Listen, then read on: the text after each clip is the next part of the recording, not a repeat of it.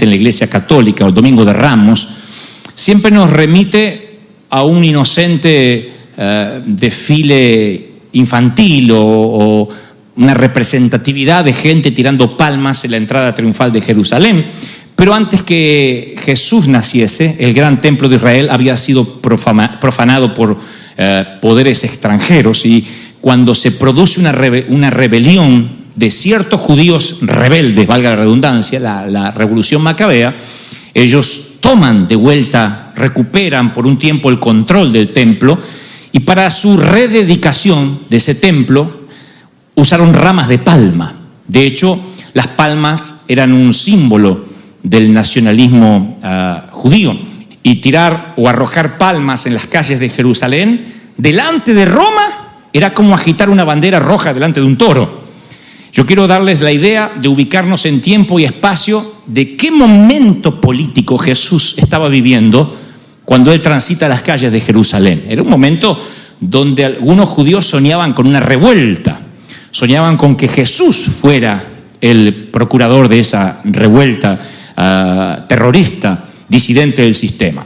Los judíos, los contemporáneos de Jesús, esperaban un reino ahí, ahora, que alguien viniera a derrocar al César, que Jesús aplaste a Roma, restaure y recupere el templo y coloque un rey propio a Israel. Eso esperaban, que Jesús sea el nuevo rey o que ponga otro rey, pero que él sea una suerte de revolucionario. Y ya había un reino, pero era Roma, era el reino conocido de la época.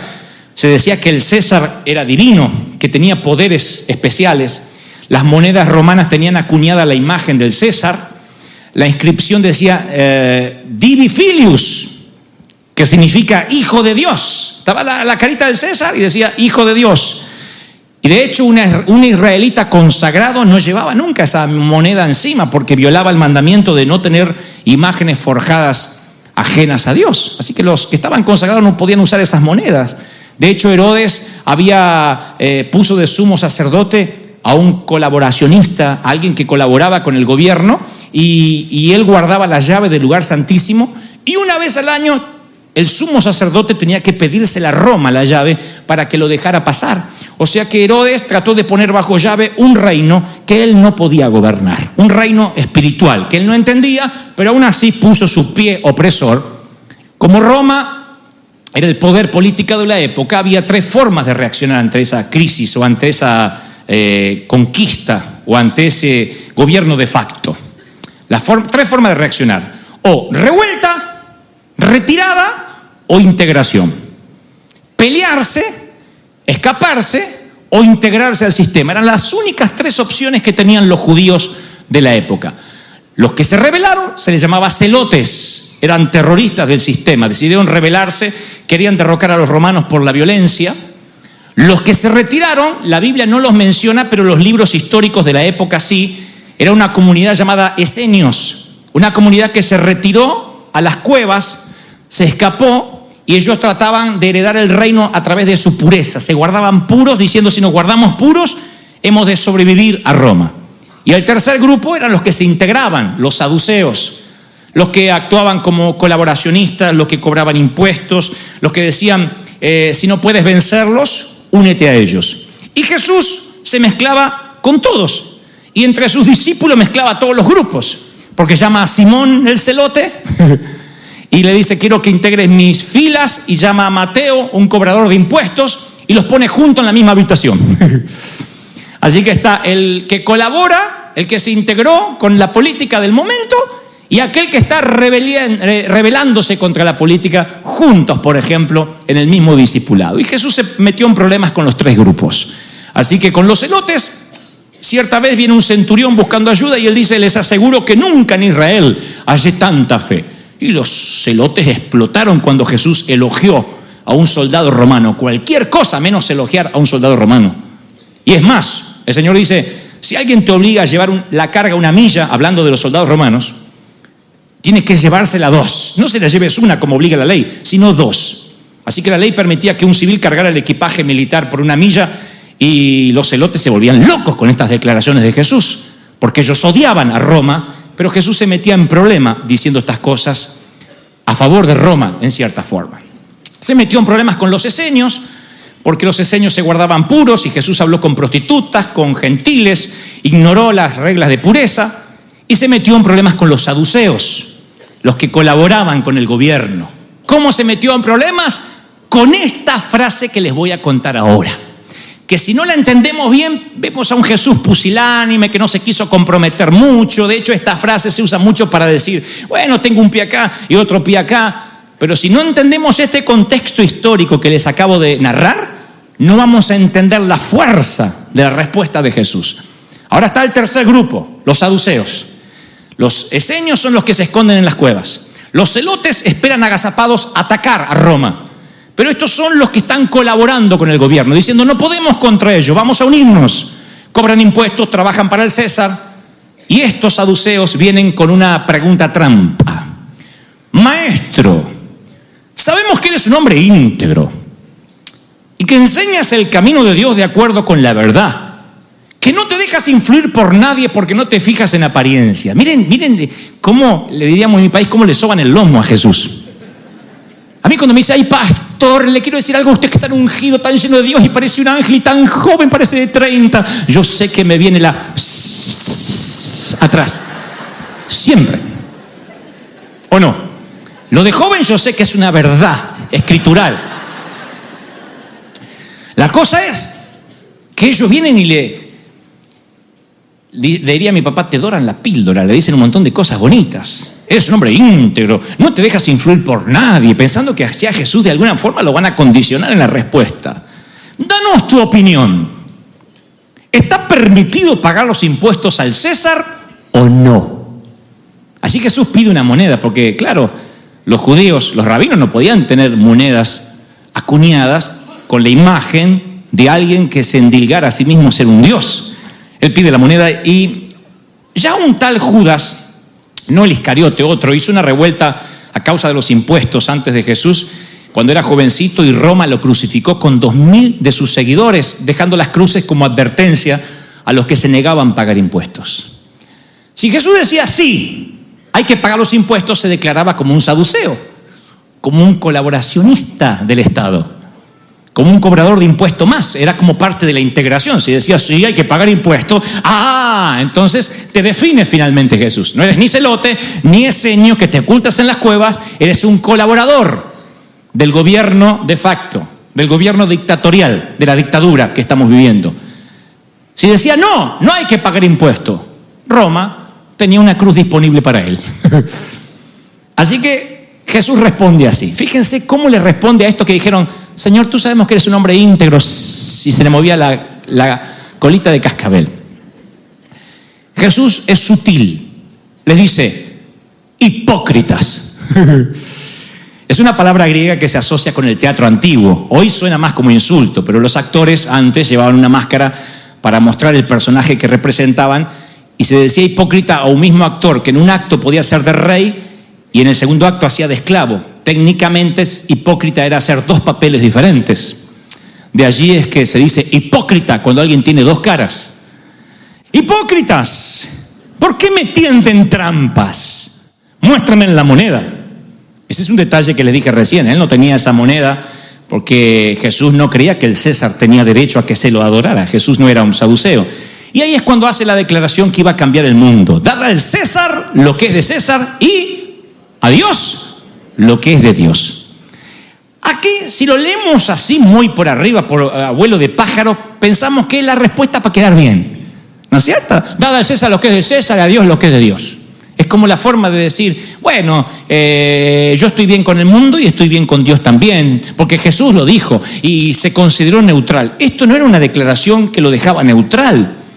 Jesús nunca se andaba con vueltas. De hecho, cuando él predica en la sinagoga, lo sacan de la sinagoga y lo lleva hasta un peñasco, hasta un desfiladero, para que se caiga por el sitio más alto de la montaña, porque esa era la forma de ajusticiar a los falsos profetas. Jesús se metía en problemas cuando hablaba, cuando declaraba. Así que no puedo creer que ahora dice, bueno, al César lo que es del César y a Dios lo que es de Dios. Esa fe. No, ese no es Jesús. Él no estaba diciendo cumple con Dios y con el gobierno. Él estaba afirmando su sentencia de muerte Para Roma, decir que había cosas que no le competían al César era traición. En otras palabras, la estrategia de Jesús fue: yo no haré como los celotes, no voy a pelear, la violencia no es lo mío. La retirada tampoco, no voy a huir como los esenios. Tampoco voy a colaborar, no voy a integrarme como los saduceos. Hay un cuarto camino, y el cuarto camino es, a ver si me entienden, hay cosas que ni las entiende el César. Hay cosas que no son del César, nunca las va a entender. Hay cosas que no les competen a él. Y esto es el meollo, lo medular, lo que Dios me dijo que te diga esta mañana. Puedes vivir toda una vida, aún sirviendo al Señor o creyendo que lo sirves, y en el sistema en el que te mueves aún es el sistema del César. Cosas que puedes manejar, donde todavía no se incluye el factor Dios. Puede que tú digas, bueno, este año Dios me prosperó porque trabajé mucho, y eso no significa necesariamente que Dios haya intervenido. A lo mejor es un motivo de agradecimiento, que te dio salud, que te dio trabajo, pero no está el factor sobrenatural donde deja a César afuera, donde el sistema natural no puede operar. Como les dije el domingo pasado, somos cuerpo, alma y espíritu. Hay cosas que solo se comprenden, se reciben en el espíritu, que sobrepasan el entendimiento. Por ejemplo, se los voy a poner así vamos bajando a la realidad y cómo esto es utilitario a nuestras vidas. Hablaré un instante sobre los llamamientos. Cada vez que Dios llama a alguien en las Escrituras, los teólogos y los eruditos encuentran un común patrón en todas las historias. Cada vez que Dios llama a alguien, está el factor Dios ahí. O sea, no van a encontrar en la Biblia algo así como Dios me llamó porque grabé un disco. Con el mayor respeto que me merecen los que graban discos como nosotros. No encontrarán a alguien que diga, bueno, es obvio que Dios me llamó porque recorrí las naciones. Si tienes dinero, puedes pagarte un avión, recorres naciones, no significa que Dios te haya llamado, aunque prediques o cantes. Otros dicen, bueno, es obvio que Dios me llamó porque mi iglesia es muy grande. Eso no significa que Dios te haya llamado. Hay decenas, hay miles de iglesias grandes en todos los continentes, y no significa que el factor sobrenatural esté allí. Pueden ser motivos de agradecimiento, pero no significa, no hablan que el factor Dios haya estado en la ecuación. Cuando el factor está en la ecuación, siempre hay algo sobrenatural que no se puede explicar. Hay cosas que no son del César. Hay cosas que son divinas. Hay cosas que no competen al ámbito horizontal, que son verticales y se creen, se reciben por la fe. ¡Aleluya! Yo veo los llamados en la Biblia y veo que todos los llamados son tareas de alto riesgo. Yo veo, por ejemplo, que nunca Dios se molestaba en las Escrituras en interrumpir la vida de alguien para que realice una tarea sencilla. Lo llama a Moisés en una llama ardiente para que, no le dice, hazte cargo de 20 ovejas más. No, le da una misión casi suicida. Todo Hebreos 11 está dedicado a una serie de encuentros en los que Dios pide tareas de alto riesgo. Cada vez que Dios llama son tareas de alto riesgo. A Noé le dice que construye un arca en el medio del desierto, en medio de las burlas. A Abraham le dice que deje todo lo conocido porque va a ser papá a los 99. A Moisés que desafía a Faraón. Entonces yo veo que todo lo que tiene que ver con factor Dios no tiene que ver con el César. A mí Dios me llamó porque me gusta hablar. Y la tarea de alto riesgo, porque a lo mejor te dejan hablar en casa y te evitas el riesgo. Mi llamado es cantar. Yo no estoy subestimando, no estoy diciendo eso, no son llamados de Dios. Lo que digo es que el llamado verdadero de Dios, que puedes corroborar que estuvo Dios ahí, no tiene que ver con lo que se maneja, con lo que se controla, con el César.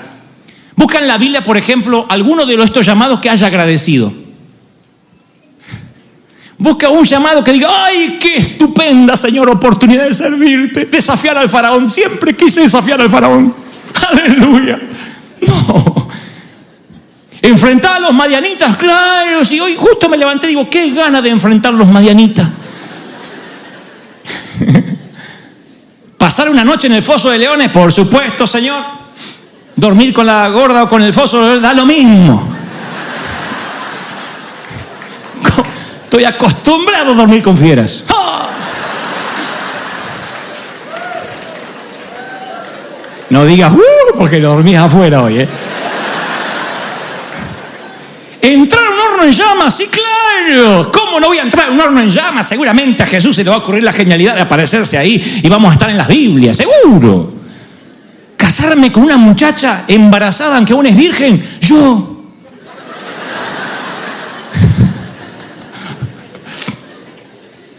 ¿Cómo se lo voy a decir a mis amigos? No importa, lo principal es ser llamado. Yo quiero la virgen embarazada, yo la quiero. Busquen un solo llamado que agradezca por el llamado. Casi siempre la respuesta es temor. Y yo escuché a gente decir, Dios nunca te va a pedir algo que te dé miedo. Dios nunca te pedirá algo por encima de tu capacidad. Conozco decenas de siervos que han tenido que lidiar con ministerios por encima de la capacidad. De allí que viene un manto que no tenías antes. ¿Con que te da los dones y la capacidad? ¿O quiénes de los pastores nos sentimos capaces antes de ser pastores? ¿Quién? Cuando yo recibo la propuesta para hacerme cargo del timón de la iglesia hispana en la Catedral de Cristal, no crean que dije, sí, yo soy el hombre. A mí me temblaron las patitas como ranita. Quiten esa imagen mental, mis piernas.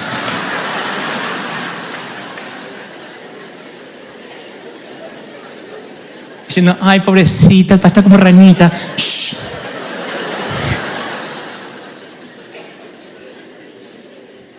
Y los que nos conocían como evangelistas decían, Dante tiene 10 sermones. Y es verdad, los evangelistas tenemos 10 sermones. O salimos con 3, 4 que son los hits del momento y salimos a recorrer. Yo predicaba Noemí, Noemí 2, Noemí 3, la venganza de Noemí, Noemí ataca de nuevo, Noemí recargada. Era rendidora y gauchita, donde yo la llevaba rendida a Noemí. Cooperaba.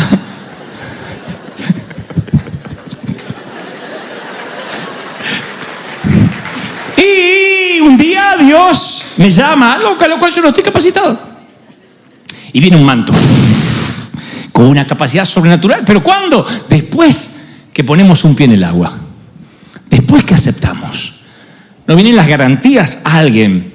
Si lo que tienes que hacer no te produce temor y es una tarea que podrías hacer si solo le pones energía y fuerza, tiene que ver con César y no con Dios. No está mal, pero no tiene que ver con Dios necesariamente.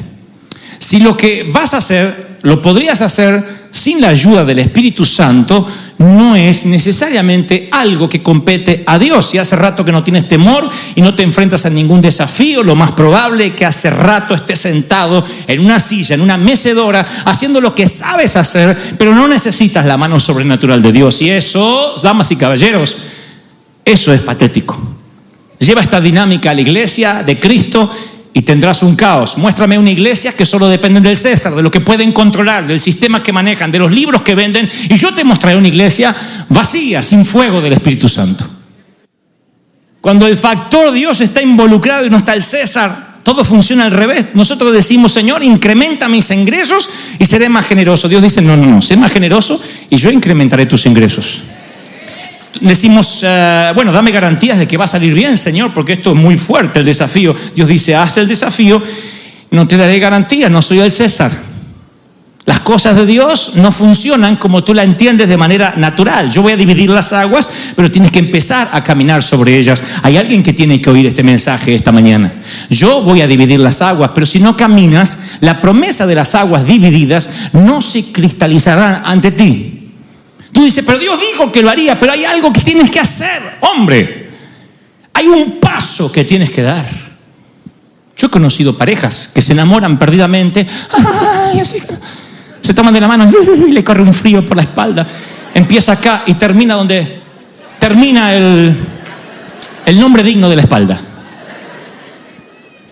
Y sin embargo, no llegan a casarse. ¿Por qué? Porque él, sonso, no dio el paso. Estoy esperando una garantía. Yo le dije al Señor que si tengo una casa y 2 autos y un buen trabajo será la señal. Te vas a quedar soltero como una ameba. Te vas a quedar solo. O lleven esto al ministerio. Estoy esperando que me llegue una invitación internacional que me ofrezcan $5,000 y sabré que es el momento de empezar. ¡Tu abuela! ¿O no íbamos nosotros por el hot dog y la soda a predicar? Y si te daban 2 salchichas, contabas el testimonio un mes. 2 salchichas me dieron. Oh, no. Lo que trato de decir es, debiéramos saber que las cosas de Dios tienen que ver con dar, no que me den. No con los beneficios que saco, sino con lo que yo puedo dar para el Señor. Y si pudiera dar mi vida, mi energía, mi salud, vale la pena gastarse para Dios. Con todo placer gastaré de lo mío y me gastaré a mí mismo, dijo Pablo, por amor a las almas. Gastar. Porque el sistema te dice, no, tienes que hablar de siembra, porque si no le das cosecha no te siembra. Y cuando hay que gastar, o cuando se ama no se gasta, claro. Gastas, no estás pidiendo algo a cambio. Cuando damos, cuando estamos en el mundo de lo sobrenatural, damos la vida. O no adorábamos nosotros en el Hilton, en el hangar, en el Pearson Park o donde nos tocara. O decíamos, no, acá no vamos a adorar, Señor. No podíamos hacer como los judíos en Babilonia diciendo, no, esta no es nuestra tierra, colgamos las arpas. Adoramos, a donde sea. ¿Qué tierra te tocó hoy? ¿Vivir de prestado en un garage? Adora a Dios, bendice tu almohada de piedra. Porque si no unges tu almohada de piedra, no será casa de Dios ni puerta del cielo nunca, Jacob, ni cambiarás de nombre. ¡Wow! ¿Están recibiendo esto, sí o no? Así que tienes que bendecir la tierra. Bendecir la tierra significa gracias por el lugar donde me pusiste ahora, en este momento. Aunque me toque bailar con la más fea. Aunque ame a Raquel, pero tenga que estar con Lea. Bailo con la más fea mientras que me toque, mientras que dure la música, bailemos, decía un tío mío y un sabio proverbista llamado Luis Miguel. Bailamos mientras que dure el tiempo, hasta que Dios quiera. Hacemos lo que Dios nos manda hacer. ¿O no nos moríamos por servir a Dios? ¿O no han llorado algunos de ustedes, Señor, úsame? ¿Qué nos pasa en el proceso luego? Porque a todo le buscamos una explicación. Nada de lo que yo hice, de lo que hicimos con Liliana, nada fue porque lo podíamos hacer. No se confundan. Por Dios, no traten de ver un modelo terminado. No digan, bueno, a Dante siempre las palabras le salen, él es actor, él siempre se le ocurre algo. Oh, por Dios, lo que hubiese dado por tener una filmación de los primeros días. No podía hablar 2 palabras. No podía pararme ante la gente. Yo nunca fui un loquito emprendedor, soy un hombre temeroso, bastante rutinario. Soy un hombre que siempre ha tenido temor. Fui criado en una familia con temor. La vieja dijo, fuiste un susto cuando te gestamos. Me quisieron tener, no, fuiste un susto. Un método anticonceptivo que no resultó. Y así salí. Cuando sales con cara de susto a la vida, así te paras. Me hicieron bullying, le conté a los jóvenes hace 2 viernes, me hicieron bullying toda mi infancia, toda mi adolescencia. Y no estoy queriendo dar lástima. Lo que digo es, nada hubiese podido hacer sin la mano sobrenatural de Dios. De allí es que no puedo enorgullecerme, porque si yo pudiera decir, bueno, a mí me cambió Harvard, realmente cuando estuve por Harvard me cambió. El doctorado, cuando pasé por el Oral Roberts, vieron que alguno dice Oral Roberts, hubiese querido ir a Harvard y Oral Roberts, pero como no fui a Harvard y Oral Roberts,